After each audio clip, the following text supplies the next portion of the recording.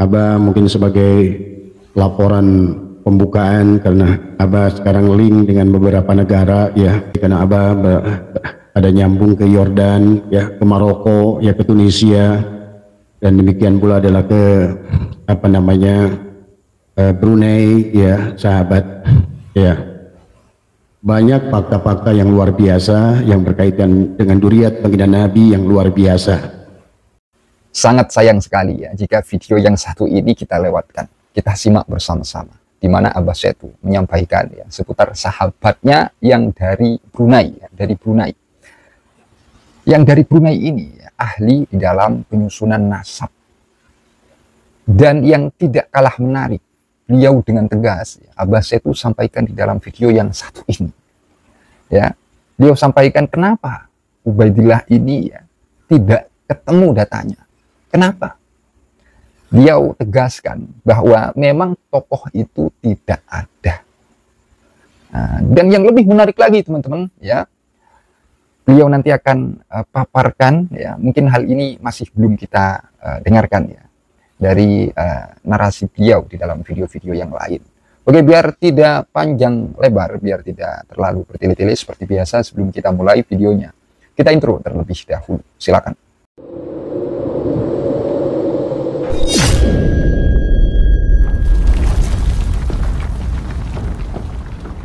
Abah mungkin sebagai laporan pembukaan karena Abah sekarang link dengan beberapa negara ya, adalah menelusuri tentang duriat baginda Nabi Muhammad SAW.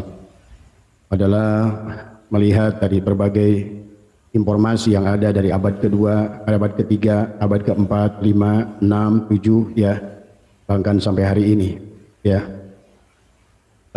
Banyak fakta yang walaupun belum disebut bahwa ini adalah penelitiannya adalah selesai, karena Abah ada nyambung ke Yordan ya, ke Maroko ya, ke Tunisia, dan demikian pula adalah ke Brunei ya sahabat ya. Banyak fakta-fakta yang luar biasa yang berkaitan dengan duriat baginda Nabi yang luar biasa ya.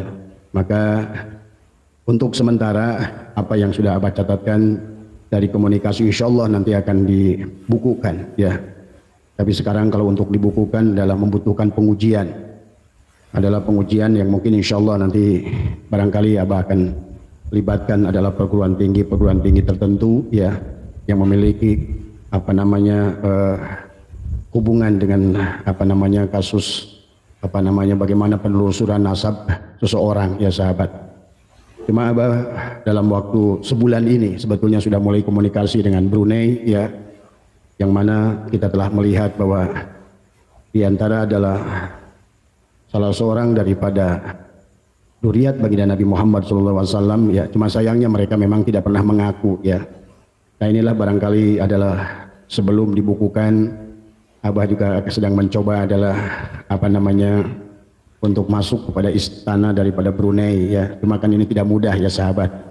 Cuma untuk masukan sementara sih udah boleh boleh untuk sebatas informasi, tapi belum disebut hasil penelitian ya, bahwa ternyata Sunan Hasanah Bolkiah itu adalah duriat Nabi ya sahabat. Beliau adalah kalau dalam silsilah yang saya ramu dapat ya, adalah silsilah yang ke-43 ya. Demikian pula adalah yang saya dapatkan juga dari kerajaan Jordania ya, bahwa Raja Jordan itu juga termasuk adalah duriat Nabi ya. Wallahu alam, tapi ini adalah hasil penelitian awal yang mungkin harus kita buktikan ya. Tapi yang jelas silsilah duriat baginda Nabi dari abad ketiga, abad keempat, abad kelima, keenam, ketujuh adalah 8, bahkan sampai hari ini yang ke-42. Rata-rata kalau kita lihat dari berbagai negara itu 42, 41 atau 43. Abah belum menemukan yang ada yang silsilah yang ke-44 ya. Tapi berdasarkan dari perhitungan kurun ya, dari mulai baginda Nabi wafat ya sahabat, sangat masuk akal ya, karena setiap kurun ya bisa dihitung ya dari umur-umur mereka, dan dari dari orang-orang yang duduk di dalam silsilah itu, nasabnya ya. Nah ini tapi Abah baru selintas saja sudah bisa membaca, sudah bisa melihat ternyata duriat baginda Nabi adalah orang-orang mulia adalah banyak raja-raja, ya sultan-sultan, ya. Kalaupun ulama adalah ulama solehin yang masyhur, ya, tapi ini masih membutuhkan adalah pematangan daripada data ini, karena di penghujungnya yang lebih kesulitannya adalah bagaimana masuk kepada mereka dari yang merupakan sumber karena pada dasarnya ternyata hampir semua duriat Nabi itu nggak ada yang ngaku, ya. Termasuk di kita adalah merupakan, kalau saya lihat adalah raja-raja Jawa, diantaranya adalah Hamengkubuwono, ya. Maka seluruhnya Kesultanan Yogyakarta itu sebetulnya duriat Nabi, ya sahabat, kalau lihat dari apa yang saya dapat dari silsilah ini, ya. Tapi ini membutuhkan pembuktian, membutuhkan pembuktian, dan yang namanya sebuah riset itu, dan makanya nanti adalah setelah kita link dulu dengan orang-orang ahli sejarah di beberapa tempat, itu adalah kita mendapatkan ternyata dari Alawiyin, ya, Bani Alawiyin, ya, yang memang keturunan baginda Nabi, ya, dari Sayyid Ahmad bin Isa yang memiliki putra adalah Muhammad, Ali, dan Husain, adalah 3, ya. Dan itu memiliki keturunan adalah luar biasa. Jadi yang sudah ditemukan adalah keturunan-keturunan baginda Nabi di akhir zaman ini adalah, ya tentu saja adalah mereka termasuk Syarif Hidayatullah, ya sahabat, ya. Kalau mereka orang-orang memang adalah sultan, adalah raja. Tapi yang nyata yang hari ini yang sekarang masih hidup adalah diantaranya adalah Raja Bolkiah, ya, Brunei. Raja Bolkiah Brunei ini adalah termasuk adalah silsilah yang ke-43, ya. Kemudian ya, Raja Jordan itu 42, Maroko adalah, ya. Jadi memang duriat Nabi ini orang-orang yang luar biasa, ya. Kemudian dari hasil pendataan juga mereka ada juga yang jadi ulama. Nah, ini yang jalur ulama saya belum berani menyebutkan nama karena perlu ditelusuri, ya. Semua, dan mereka memiliki sifat dermawan, ya, mereka adalah memiliki sifat penyayang. Mereka itu senang memberi, ya sahabat, menyayangi rakyatnya, menyayangi. Nah ini sangat masuk akal, ya, kalau mereka sebagai duriat Nabi. Kemudian yang jadi persoalan, tak satu pun dari mereka itu adalah mencantumkan dirinya adalah sebagai masuk di dalam silsilah. Padahal tetapi ada orang yang mendata mereka adalah termasuk dalam inilah barangkali yang memang yang asli itu tidak akan ngaku sebenarnya kan tadi, ya. Kemudian berjasa buat masyarakat, ya. Nah, jadi diantaranya kalau di kita adalah termasuk juga dulu Sultan Johor, ya. Kemudian juga Sultan Malaysia, ya. Ada yang juga dari Sabah, ya.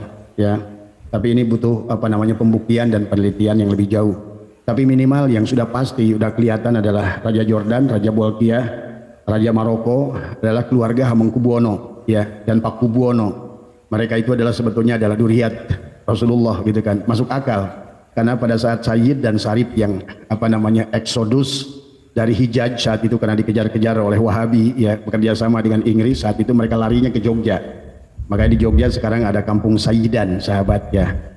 Nah, kalau mereka itu rata-rata, kalau yang Abah temukan sekarang baru adalah merupakan generasi ke-41, 42, dan 43. Nah, itulah berarti sekarang ini dari Alawiyin, ya, itu adalah sudah sampai ke 43 tadi semua. Nah, inilah kalau kita melihat ternyata orang-orangnya yang luar biasa adalah mereka adalah orang-orang yang mulia. Jadi sultan-sultan yang soleh, yang penyayang, yang pemaaf tadi semua, ya. Nah, inilah barangkali yang sedikit ironis dengan Ba'alwi sendiri yang kelihatannya sangat berbalik dengan itu. Karena di sini dalam mereka jelas adalah senang memberi. Ya tentu saja Rasulullah itu kan senang memberi. Karena pada saat beliau sholat pun gara-gara 2 kurma beliau ditahan waktu ruku hanya gara-gara menyimpan 2 kurma. Ya. Nah itu Muhammadur Rasulullah walladzina ma'ahu asyidda walal kufar, dan beliau sangat ruhama ubainahum. Ya. Beliau juga adalah menyayangi adalah seorang Yahudi yang adalah buta yang yang beliau suapi 12 tahun. Dikisahkan beliau juga adalah bagaimana menyayangi pendeta Nasrani yang selalu memberikannya kotoran unta, sehingga terkenallah kurma beliau yang bernama kurma Azwa, ya sahabat. Itu adalah wasilahnya, walaupun barangkali awalnya dari kebencian dari orang pendeta Nasrani, tapi inilah Nabi Muhammad bahwa orang yang membencinya dibalasnya dengan cinta, dan darah itu adalah akan mengalir sahabat kepada duriat-duriatnya tadi semua, ya. Darah itu adalah merupakan akan menjadi karakter. Lihat, Anda kalau ngerti ilmu genetika, gen, ya, maka sesungguhnya diri kita ini adalah adalah kumpulan daripada sel-sel, recording daripada DNA itu adalah genetika kita ini akan mirip, itu karakter tadi semua. ya. Nah inilah maka di dalam beberapa, maka insya Allah nanti kalau seandainya datanya sudah sampai ke Abah, karena ini baru saja apa namanya di WhatsApp kan tadi semua ya, tentang Abah sedang meneliti susunan nasab daripada apa namanya Sultan Hasan Bolkiah itu, Abah sampai kepada baginda Nabi itu dari lewat jalur Sayyid Ahmad bin Isa ya, yang asli tentunya ya, karena memang datanya ternyata ada. Jadi kalau ada alasan yang mengatakan bahwa Sayyid Ahmad bin Isa al-Muhajir tidak ditemukan datanya, bahkan dikisahkan adalah untuk menunjukkan makomnya itu setelah apa namanya 500 tahun ya, itu pun lewat mimpi. Satu kasus dikatakan adalah dari apa namanya channelnya Gus Jajuli, yang beliau adalah pegang kitabnya, bahwa penentuan daripada makom Sayyid Ahmad bin Isa al-Muhajir itu adalah dari mimpi ya, oleh mimpinya Ali Asyakron 500 tahun kemudian. Kemudian yang kedua adalah kata Gus Jajuli adalah seorang ulama India yang juga adalah Ba'alwi, adalah merupakan cucu daripada Habib Ali Asyakron ya, yang beliau mengisbat bahwa di situ makom Sayyid Ahmad bin Isa al-Muhajir itu adalah lewat pingsan. Nah inilah sebuah dan tetapi inilah biar itulah urusan mereka mengaku begitu. Tapi kalau seandainya Abah runut ya, katakanlah sekarang Rizik Syihab misalnya mengaku di ke Lutfi bin Yahya 37, itu kalau dihitung ya sahabat setiap kurun itu banyak terputus, mustahil. Makanya kalau yang benar ini pasti antara 42, 43, 44 ya, itu kalau dihitung berdasarkan, dan mereka dari Alawiyin ini tidak ada yang terputus ya. Jadi di abad kedua pun ada datanya, abad ketiga pun ada datanya, abad keempat pun ada datanya, abad kelima pun ada orangnya, ada datanya gitu. Tapi kan kalau yang dari Sayyid Ahmad bin Isa al-Muhajir itu, cari data Sayyid Ahmad Isa al-Muhajir hijrah nggak ketemu. Kemudian dicarikan data Paki Muqaddam nggak ketemu. Dicarikan Ubaidillah nggak ketemu. Ya. Jadi memang disinilah kelihatan. Kemudian kalau pada saat kita menyambungkan, apalagi kalau dihitung berdasarkan kurun waktu, Bahar bin Smith yang ngaku dia 28 itu berarti harusnya hari ini usia dia tuh 700 tahun. Tadi semua. Nah inilah ya yang keanehan-keanehan, diantaranya adalah secara susunan, secara adalah apa namanya runutan tingkatan aja sudah mustahil tadi semua. Satu itu dari mustahil. Lutfi bin Yahya aja 37 udah mustahil. Karena kalau berdasarkan hitung runutan sekarang 43, 44 itu harusnya usia Lutfi bin Yahya itu sekarang udah 400 tahun harusnya gitu kan tadi semua.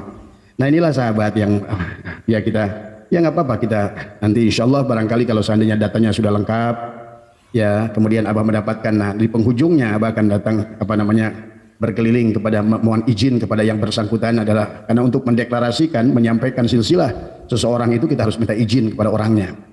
Cuma dari pendataan mereka ya sahabat-sahabat Abah yang di Brunei yang ahli dalam bidang penyusunan nasab ya, itu menyatakan Sunan Bolkiah itu adalah ke-42, adalah merupakan turunan baginda Nabi yang ke-40. Pantas ya soleh, dari soleh, baik, kaya, raja gitu kan tadi semua. Raja Jordan juga begitu, ya soleh, ya ganteng, ya baik tadi semua. Nah, kemudian secara yang pentingnya tadi secara silsilah itu adalah masuk akal gitu ya. Kalau misalnya dihitung runut setiap generasi itu adalah sekian tahun, maka tidak ada yang apa namanya kosong gitu ya. Maka aneh kalau seandainya memang, jadi kalau bisa disimpulkan ya, kalau berdasarkan dari data ini sebentar yang sudah Abah pegang ini, kalau bisa disimpulkan sementara, kenapa Sayyid Ahmad bin Isa al-Muhajir itu nggak ketemu datanya, kenapa Paki Muqaddam itu nggak ketemu datanya, Ubaidillah itu nggak ketemu datanya, memang tokoh itu tidak ada kalau kita lihat di sini. Dan mereka juga kalau ada bukan Duriat Rasul gitu kan tadi, kalaupun ada bukan Duriat Rasul ya, pahami. Sementara yang dari jalur Alawiyin yang benar-benar dari Sayyid Ahmad bin Isa, karena dikisahkan dari makomnya sekarang jelas masih ada di Irak, apa namanya, tidak hijrah beliau ya, masih ada di Irak ya. Ya kalau dulu kan semuanya hijaj itu semuanya tadi semua, sekarang masih ada di tempat yang sama dengan makam yang luar biasa, dan keluarganya juga masih ada ahli-ahlinya di sana. Jadi itulah makanya Abah kenapa berani menentang siapapun yang berani membuktikan ada bukti filologi, apalagi arkeologi atau barangkali genetika ya tadi semua. Jadi memang kalau kita lihat dari struktur Ba'alwi ini ya, kalau kita udah sejarah udah dibahas kan. Nah sekarang dari segi genetikanya gitu, dari segi bagaimana mereka itu tiba-tiba menjadi Duriyat, semuanya bertolak belakang. Jadi antaranya adalah masalah mereka katanya banyak yang paling tinggi sekarang ngaku 36 ya. Kalau 36 itu berarti 36, 37, 38, 39, 40, 41, 42 adalah 7 kurun. Kalau satu kurun 25 tahun misalnya. Makanya kata Abah, berarti orang-orang yang sekarang ini, apalagi Bahar bin Smith yang mengaku 28 tadi semua. Kalau 28 itu berarti umur Bahar bin Smith hari ini 800 tahun kalau berdasarkan silsilah itu ya sahabat. Jadi kalau ada orang-orang mengatakan bahwa memang tidak ada pendataan, kenapa dari Alawiyin ini ada datanya? Kenapa setiap zaman itu ada datanya? Ya, bahkan Abah akan cross check dengan data kitab eksternal. Biasanya para Yahudi itu paling pasti adalah namanya raja-raja itu pasti mereka punya silsilahnya itu. Karena Yahudi itu adalah sangat teliti dalam mendata, sahabat ya, dalam mendata apa namanya yang berkaitannya dengan apapun yang berkaitan dengan baginda Nabi Muhammad SAW, karena mereka punya kepentingan, terutama Zionis ya, bukan Yahudi ya. Nah inilah ya sahabat dari beberapa ya yang sementara ini ya tadi dari sahabat-sahabat Abah di universitas dari teman-teman yang ada di Brunei, yang ada di Maroko, di apa semua ya, yang mereka memang ada bergerak di bidang yang punya kaitan, yang punya ahli lah sedikit di situ, adalah diantaranya adalah ternyata sekarang adalah sudah sampai zuriat Nabi yang asli itu di 43 ya, bahkan kata beliau ada yang 44 tapi belum ditemukan, ada sudah sampai di 44 ya. Jadi kalau yang mengasih ngaku 28 itu mustahil ya, apalagi 29, 28 itu mustahil karena berarti udah hampir 1000 tahun dia umurnya. Nah, inilah ya sahabat beberapa, kemudian ya dari segi sifat ya jelas lah dari semua, karena mereka itu adalah seorang raja-raja yang soleh, yang mulia. Kalaupun ulama solihin, ada 2 ulama yang dituliskan di sini tapi Abah belum berani sebutkan. Kenapa? Karena kalau udah bicara ulama kita harus menemukan fakta kebenaran yang realistik ya. Maka itulah tadi sahabat, Abah tidak akan berhenti meneliti ini semua demi kebenaran, demi kebaikan, supaya jangan sampai ada korban ya tadi semua. Tadi semua. Ya sebenarnya kalau seandainya mungkin seperti di Yordan, siapapun mereka yang mengaku duriat itu wajib membuktikan dan wajib memberikan silsilah. Itu di Yordan saya dengar tadi ya. Tadi semua.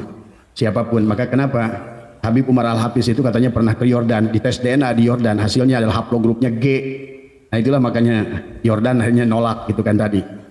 Bahwa sesungguhnya mereka yang siapapun ya mengkaitkan dirinya kepada duriat Nabi di Yordan dan di Maroko itu adalah mereka harus memberikan bukti autentik ya sahabat.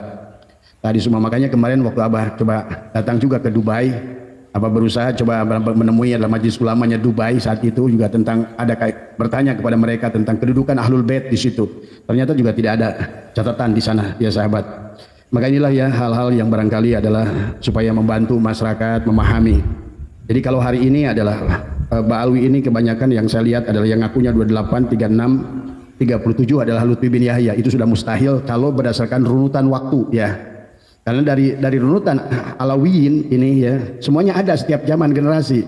Generasi kedua ada orangnya, generasi ketiga ada orangnya, generasi keempat adalah abad keempat ada orangnya, abad kelima ada orangnya, abad keenam ada orangnya, gitu kan dari semua ya. Nah ini cuma kan ini karena berkaitan dengan orang-orang mulia, ini butuh harus hati-hati gitu kan tadi.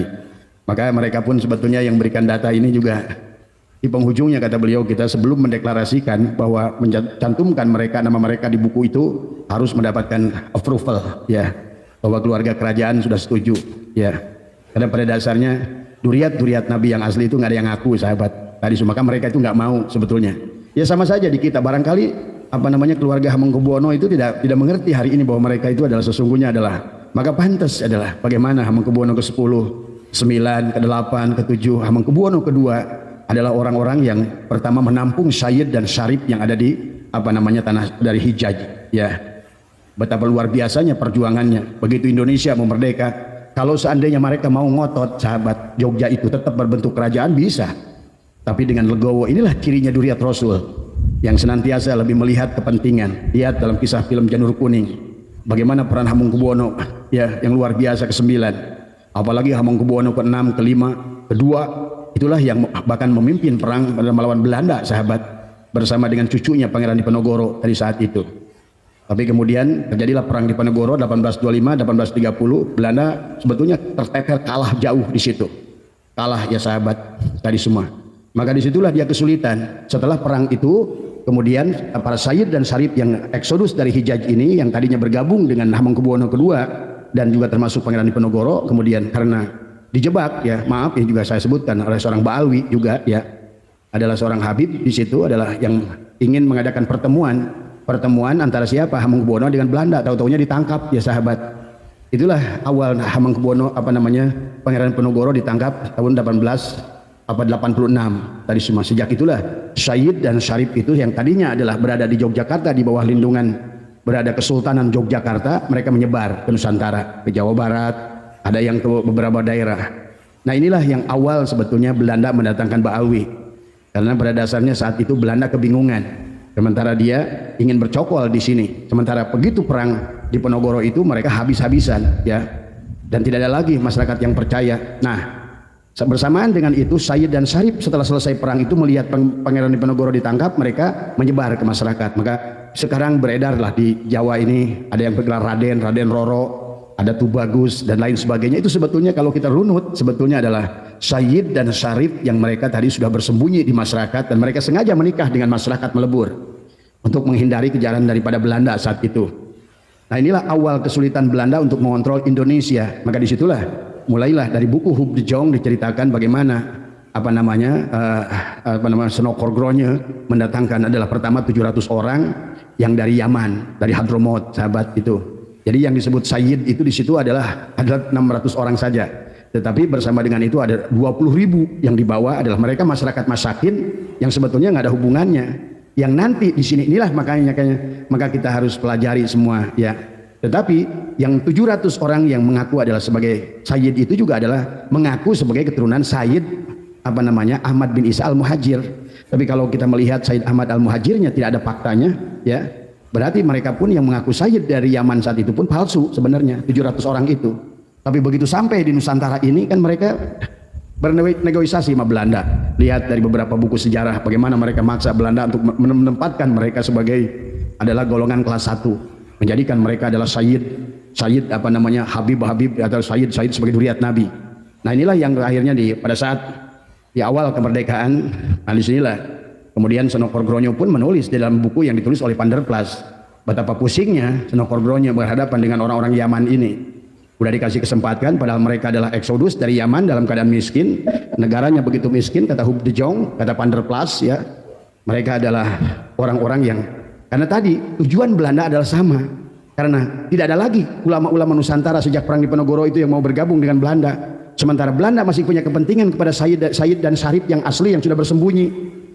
Maka disitulah sebetulnya dari awal dicarilah orang yang memiliki kemiripan. Nah inilah banyak ulama kita tertipu saat itu sahabat. Maka jangan aneh kalau Abah hari ini tokoh-tokoh kita masih menganggap oh mereka itu dulu ulama. Iya tadi semua, padahal mereka itu adalah sengaja didatangkan oleh Belanda itu adalah untuk menipu rakyat. Akan terjadilah tadi semuanya ya, yang tokoh Utsman bin Yahya itu coba tolong nanti pelajari, nggak usah buku dari Abah, buku Belandanya saja banyak buku-buku yang silakan ke perpustakaan nasional bagaimana tuh buku-buku Panderplas, Hub de Jong, kemudian juga Senokorgronya saat itu ya.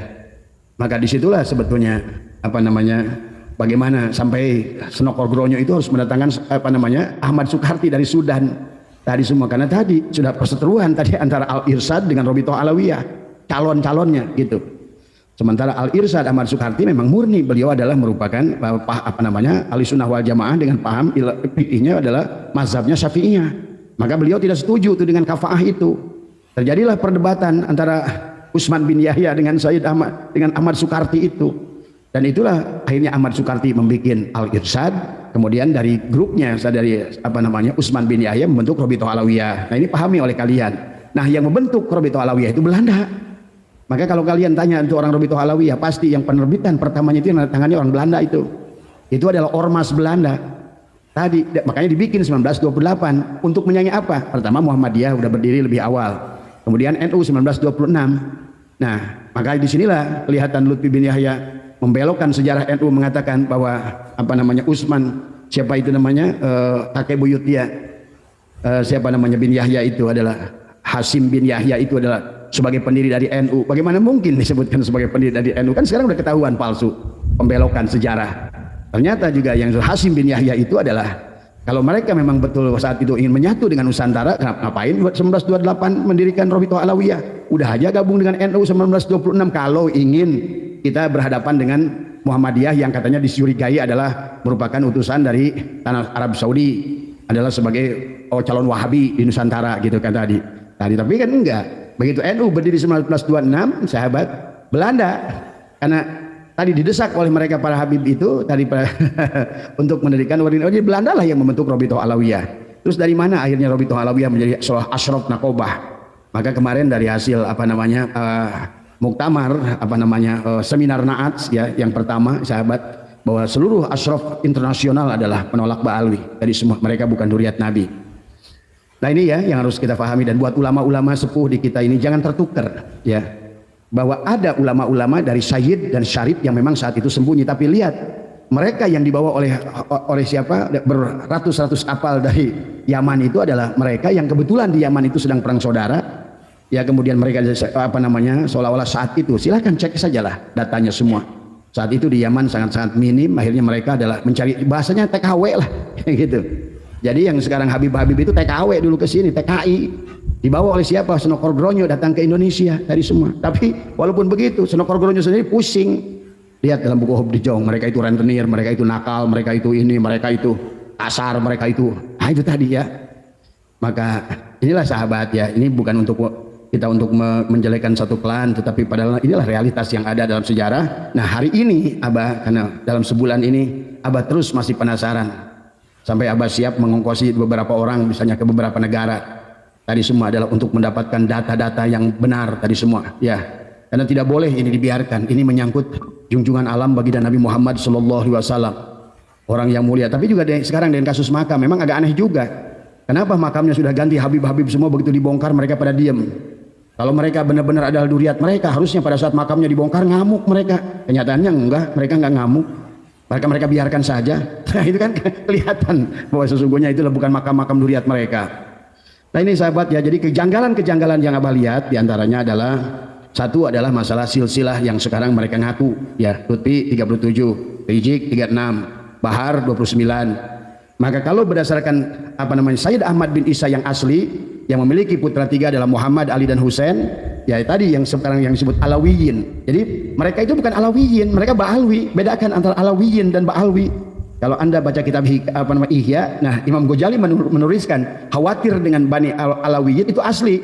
Cuma tadi Imam Ghazali khawatir kalau orang itu masih terus berbangga dengan nasab, kata Imam Ghazali, maka akan menjerumuskan mereka ke dalam kesombongan sebagai nasab. Itu yang asli. Yang asli aja Imam Ghazali khawatir gitu.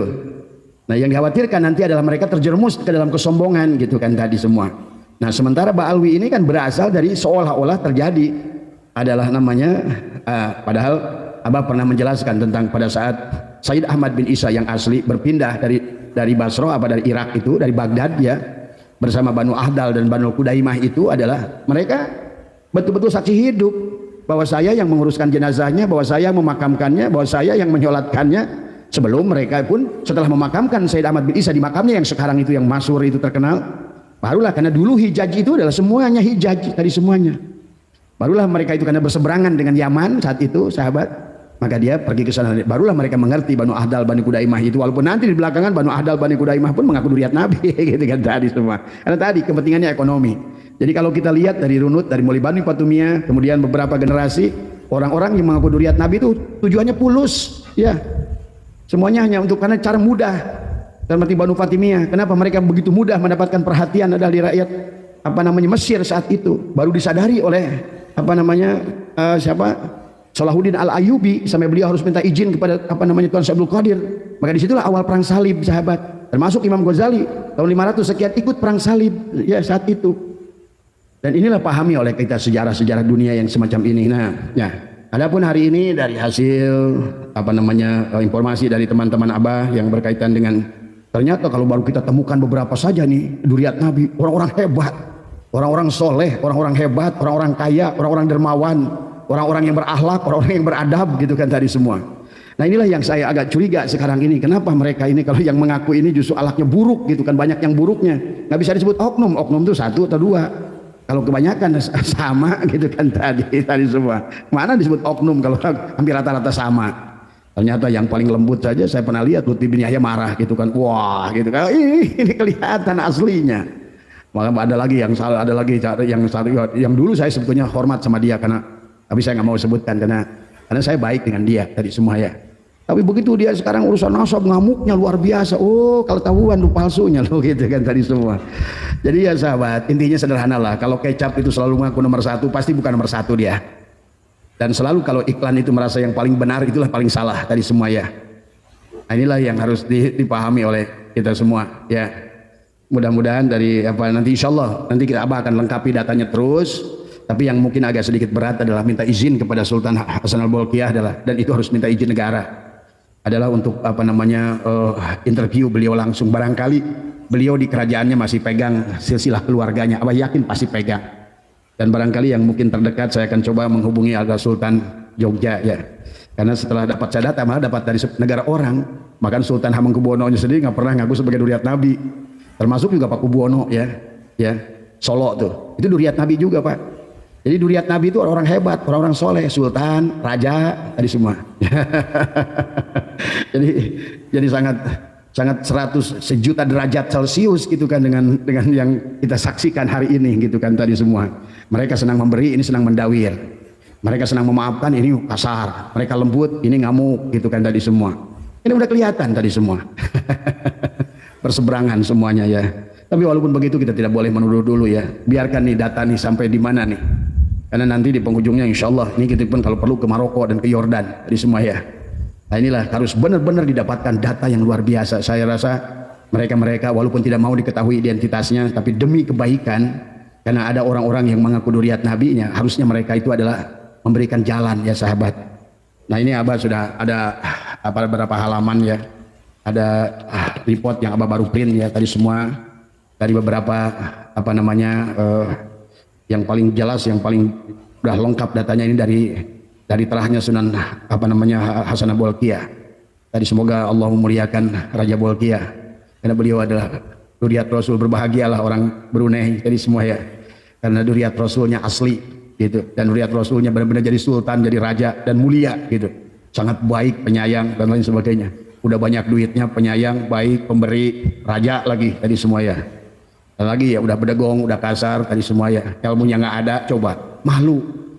Sebetulnya yang kayak begini tuh malu harus ngaku duriat Nabi ya tadi semua ya.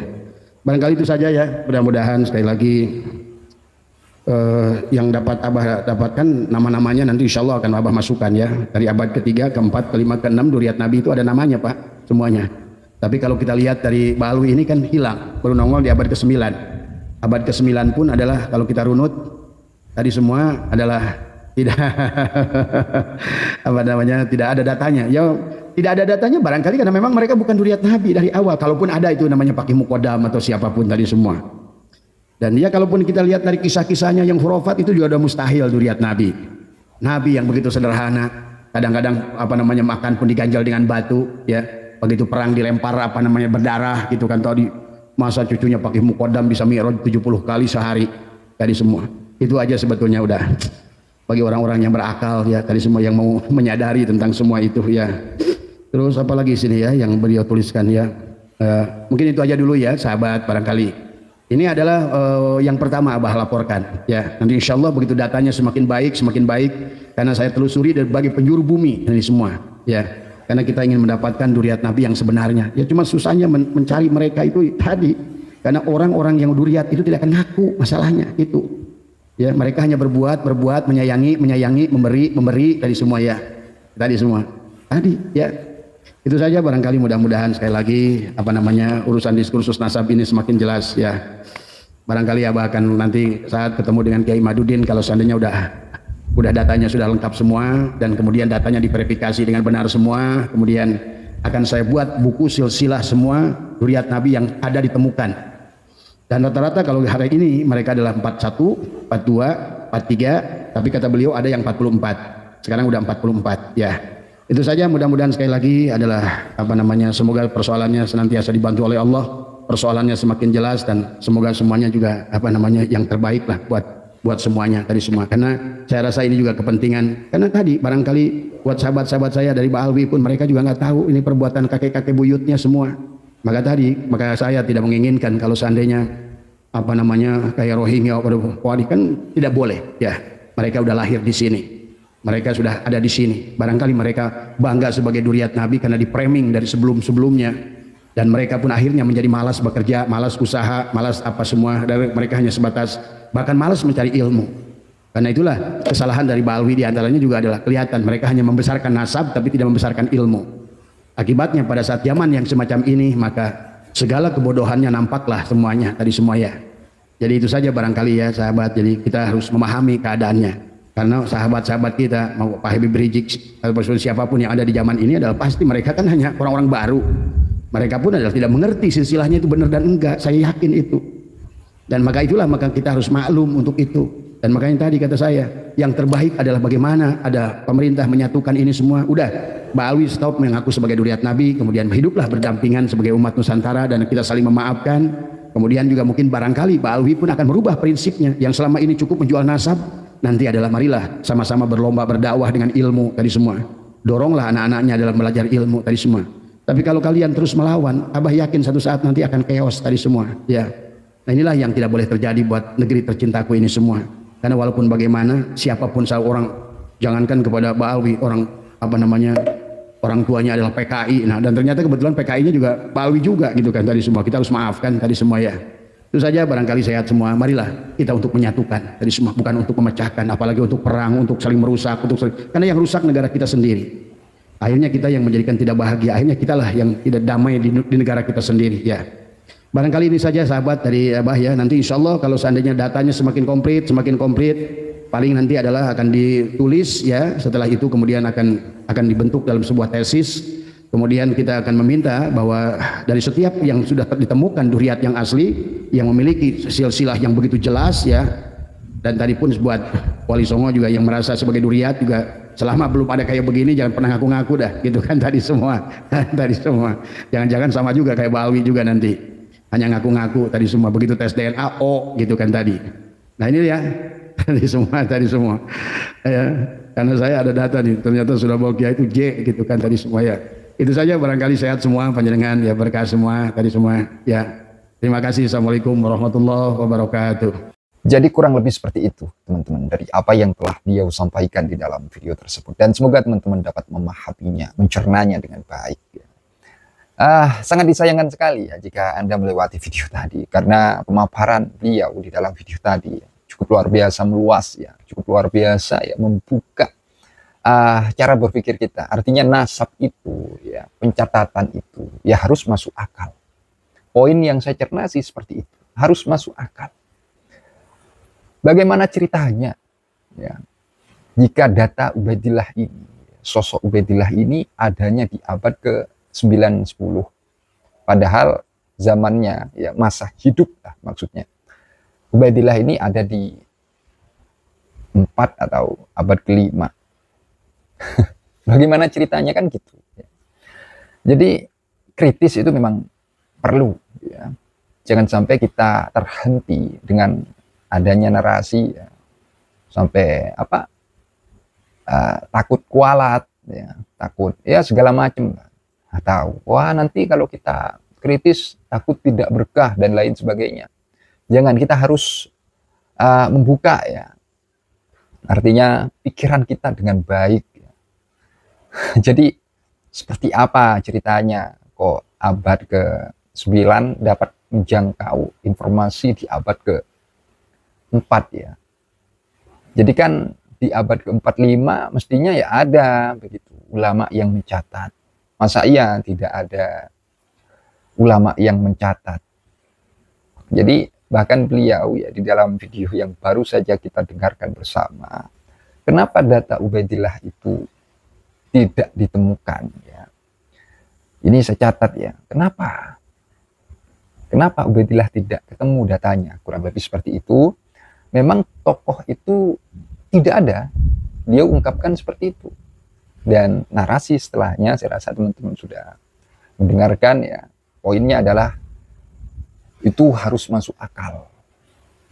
Apalagi ya datanya tentang cerita ya. Misal nanti ada data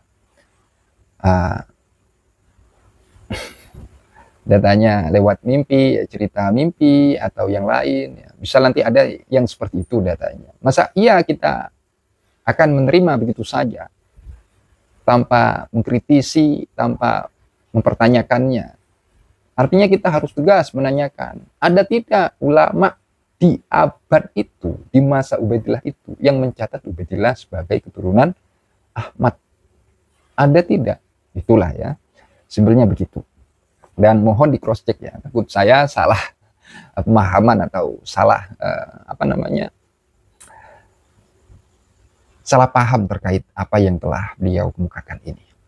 Dan semoga teman-teman dapat mencernanya. Saya rasa dengan mendengarkan dari pemaparan beliau, ya, ini sudah cukup lah, ya, sudah cukup.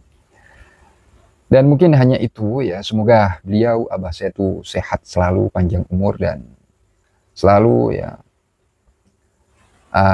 bersemangat ya, semoga tetap bersemangat untuk memberikan edukasi, ya, mencerdaskan anak-anak bangsa. Nah, misal nanti kalau kita bercerita berkaitan tentang sejarah, ya pesannya adalah agar supaya kita ya peduli terhadap sejarah, memiliki kritis di dalam sejarah yang aneh seperti itu, sejarah yang tanpa data, tanpa berdasarkan dengan sebuah, yaitu ya manuskrip. Jadi kita harus kritis, ya. Begitu saudaraku. Hanya itu yang dapat saya sampaikan pada kesempatan kali ini. Pertama, poinnya adalah ya kalau kita berbicara tentang nasab, ya artinya nasab itu ya harus masuk akal. Ya, artinya kalau kita perdalam ya harus dengan referensi, dengan data, begitu.